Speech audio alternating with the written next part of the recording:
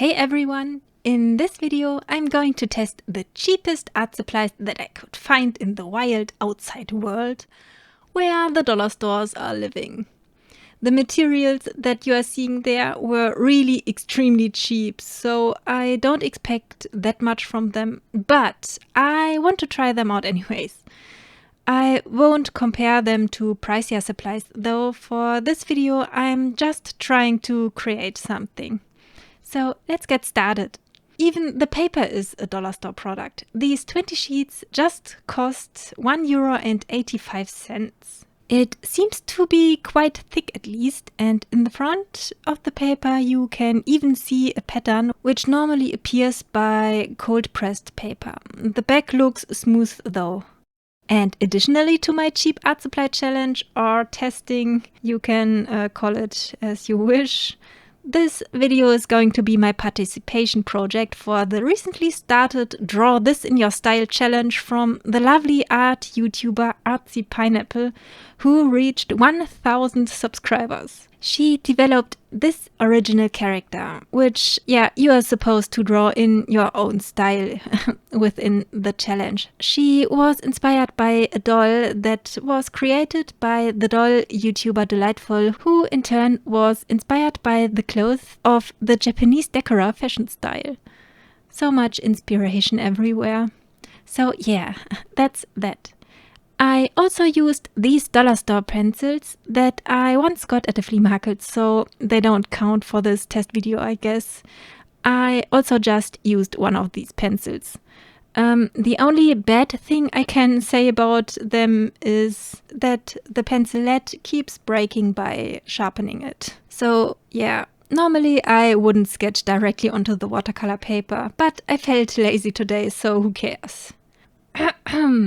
I meant I wanted to see if the paper could hold up without tearing if I erased the pencil marks directly on the paper. But well, I also plan to make some black outlines in the end, so I don't bother any staying marks anyways.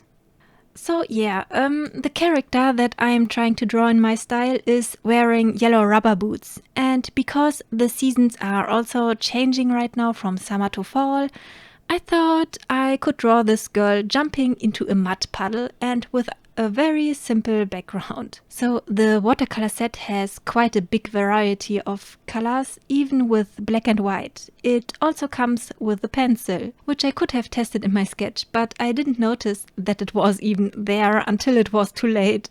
I mean, who pays attention if there is a pencil or not when you are, well, when you buy a watercolor set?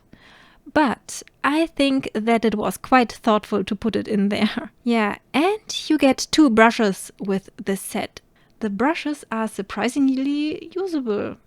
They keep some water inside and they even don't lose their hair. This is quite impressive, I must say, for cheap brushes. They are pretty known for losing many of their hair, or they even get off the handle. But not these. Well, the colors themselves don't smell very pleasant. I can't tell what it is, but it isn't nice. You probably should not try to eat them.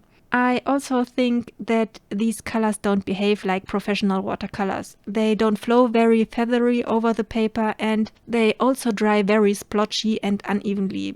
But it could really be worse. After I got the first layer down, the paper got so wavy that the washi tape didn't stick anymore onto the surface. The water wouldn't soak into the paper, so there were literally puddles everywhere.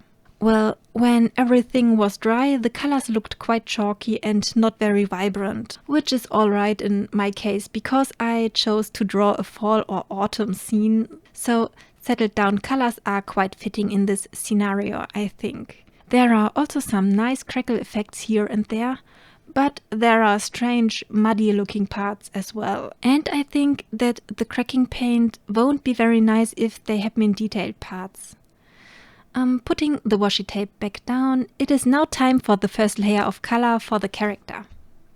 There is a part of the jacket that has to be pinkish magenta. There was just one red tone in the watercolor set and I couldn't achieve this color by mixing. So I grabbed the gouache set and took the pinkish magenta tone from there. This set also comes with the brush and with the plastic case that has even tiny indents which theoretically could be used for mixing colors, but honestly I think these indents are way too small for that. The brush looks a little bit beat up and the handle doesn't feel very smooth, but the hair stays at its place as well as the hair of the brushes of the other set. I indeed could use it for details. Well, the pink though wasn't pinkish magenta. Using it, it turned out to look even neon. But mixing it with the purple that I created, mixing the red tone watercolor with the blue one, toned the neonish color down and it fit better to everything. Ah yeah, and gouache is supposed to be opaque. This one was more like a food coloring, very translucent and gooey. For the hair, I wanted to try the metallic watercolors.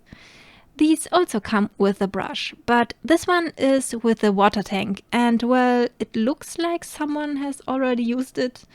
I hope so at least, that this is water. Well, at least the colors themselves look unused. Well, I decided to not try out this brush this time. The metallic colors though are very pretty and nicely pastel-y. I love that. I added the shadows in the hair with a darker blue from the palette and added the details in the face. And I added the second layer of the background as soon as I finished the tree trunk. Let me tell you, layering these colors is not fun. Everything looks dirty and muddy and even chalkier after they dried than they looked after the first layer.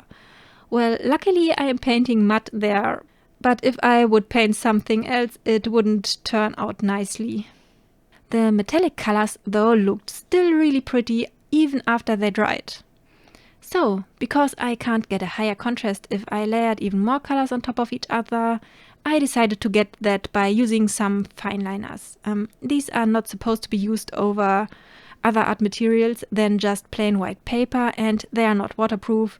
So these are just supposed to be used for doodles. This set also comes with a pencil and even a blending tool and some blank paper sheets. But as I swatched the pens, I sadly noticed that one of them already was quite dried out, even before I started to destroy it by using it over the chalky watercolors. So keep in mind that cheap pens tend to not contain as much ink as they could contain. Other than that, they were quite nice to use. They didn't scratch or anything and were deep black and not grey or so. I used the tiniest pen for nearly the whole outlining, although it was not very juicy. But after I finished it, it was completely destroyed. As a last step, I added all the tiny jewelry parts with tiny confetti glitter that I collected. They were also from the dollar store. I glued them all on individually. Oh, I also added some final details with the gouache paint on the necklaces, the bracelets and the rings. So, what are my final thoughts? Considering these art supplies really are very, very cheap, they worked. You are able to create a picture with them. But of course, they don't look as pretty as watercolors can look. So I don't know if I would recommend these colors for absolute beginners, since they might come to the conclusion that they don't like watercolors because they have only made the bad experiences with the cheap ones. So it is unfortunate that you can't layer these colors properly to get contrast. They are chalky and they crackle and they don't smell very well. Well, if you like these effects, I would recommend these. They also come in handy if you want to use them for sketches and doodles. The gouache though, wow, I guess I would not call these colors gouache. They are just like food coloring. Yeah. Well, I wouldn't recommend them as gouache paint. You can get some color down, but it is not gouache. You can't tell me that. The metallic watercolors though are great, especially for the price. I really like them. I would recommend them. And the doodle pens are good, but with a not very sturdy tip, and they don't contain much ink, which is sad because of the unnecessary waste of plastic that comes with that. And the paper. I think it is great for the price, but just for sketching, not for layering a lot, and not for using too much water. So that's it for this video. I hope you liked what you've seen, and till the next one. And subscribe to Artsy Pineapple. She's funny and very talented. Bye!